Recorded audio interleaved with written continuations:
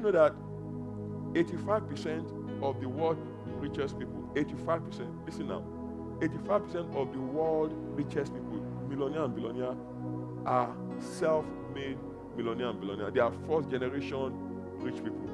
It's only 15% of the world's richest people that inherited their wealth. Which means these people work hard, apply themselves to be successful for the first time. Which means the generation that came before them, their father, their mother did not give them the wealth. Are you getting what I'm saying? 85% of the world's richest people are first generation rich people. And then they found out that an average millionaire and billionaire, watch this, read 50 books in a year. 50. 50. That's an average of 2 books a week. Now, we are not asking to read 2 books a week. We're asking to read 1 a month. It's pressure. Some people have never read a book in years. How can you now say read 1 a month? But why don't you apply yourself to that? And if you see that the book we've given you, they are very small books. That's the reason why we make the thin one. We pick the thin one. So that you can take a whole month to finish it. It's pressure. It's not comfortable. Pressure is never comfortable. Pressure is never easy. Pressure many times is not fun. To say that you have the money, but you're not going to buy what you want because you want to save and you want to invest, it's not fun.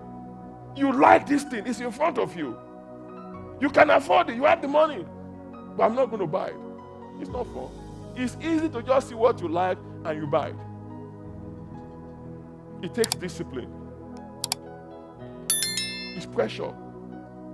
To see what you want to eat, and you can eat it, it's in front of you, you can afford it, it's in your house, and say, I'm not going to eat it. It takes discipline.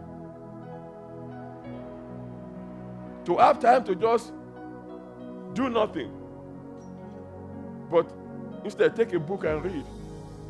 Take discipline. But that is what is required to prosper this year. To say that you just got a raise at work now, right? But you are still driving your old Janopy around town. Guys, slow down. Guys, slow down a little bit. To still drive the old, run-down vehicle, and you can buy a new vehicle. That's pressure.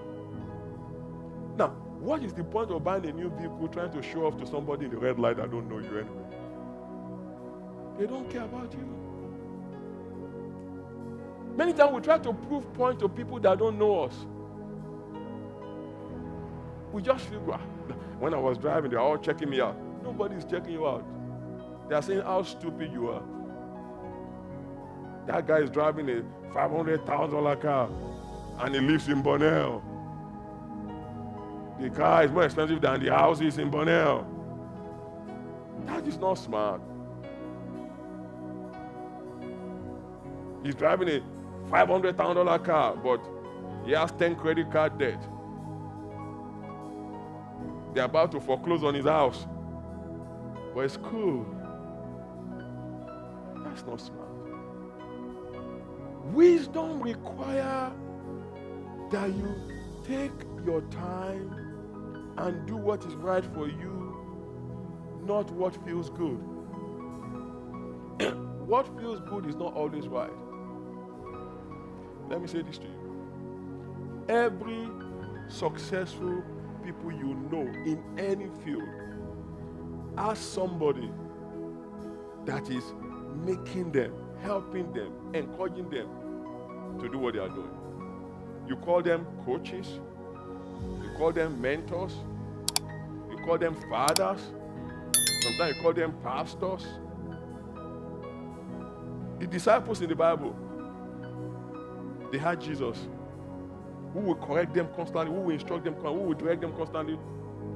who will tell them what you are doing doesn't make sense. One time, Jesus Christ looked at Peter and said to Peter, "You devil, get behind me." Now, he's talking to Peter. He's looking at Peter and he's calling him devil.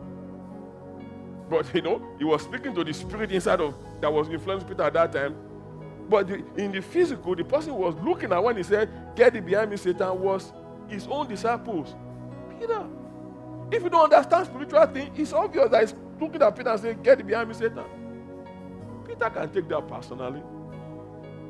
Remember that woman that has a child that was sick? And he's saying, "Jesus, have mercy on me." And Jesus Christ looked at her and said, "I give healing is children's bread, and I cannot give children's bread to dog." Jesus literally compared her to a dog. You know what the lady said? He said, "Even dogs eat crumbs that fall from the master's table." She could have said, "How dare you call me dog? Just because my child is sick and my child is about to die, I came to you and you're calling me dog. So now, you're going to get mad and your child dies?" He said, "Okay, call me dog, call me pig, call me monkey, call me squirrel. Just heal my son, my daughter, my child." I get what I'm saying? The disciples had Jesus. Paul had Barnabas. When he was down, it was Barnabas that pulled him up, that took him to the church council to introduce him to them. Timothy and Titus had Paul. Joshua had Moses. Moses had Jethro, his father-in-law. That when Moses was about to kill himself, Moses was about to kill his own horse. Jethro said, "What you are doing is not good." He was telling Moses, the greatest pastor in the Old Testament, what you are doing is not good. Why don't you pick people and let's appoint them over this nation so that you don't kill yourself? He has somebody that's putting pressure on him. If you look at the world richest, successful people in the entire world, they all have pressure from coaches. Muhammad Ali has a coach, you know that, right? His name is Angelo Dundee. The man that called himself the greatest, he had a coach. Michael Jordan had a coach. You know his name? Phil Jackson, the greatest basketball player of all time, had a coach. Tiger Woods had a coach. His father, Mr. Woods. Serena Williams, Venus Williams had a coach. Their father, Mr. Williams. Floyd Mayweather, TBE, the best ever, had a coach, Mayweather Sr. Everybody that succeeded, and sometimes you will see when Floyd was still fighting, his father will come out and embarrass him publicly. You say, "Floyd is not listening to me." In fact, many times they fought publicly, and Floyd fired him and brought him back. Because when he went to somebody else, he fought another fighter who almost beat him. Realized that, wait a minute, what my dad is telling me is true. He really lost me. He brought his father back. And then he went back to winning easily. What am I saying to you? As a believer, as a child of God in this house, my job is to put pressure on you. If you read the book of Hebrew, I'm out of time now, so I won't go into it. Maybe I'll continue next week. If you read the book of Hebrew, the Bible talks about the father chastising his children, correcting them, instructing them. The book of Timothy talks about all scriptures are given by inspiration of God. They are profitable for reproof, for correction, for instruction, for direction unto righteousness. Do not make decision this year based on emotion. Do not make any decision in this year because things are tough. Tough time doesn't last. Tough people do.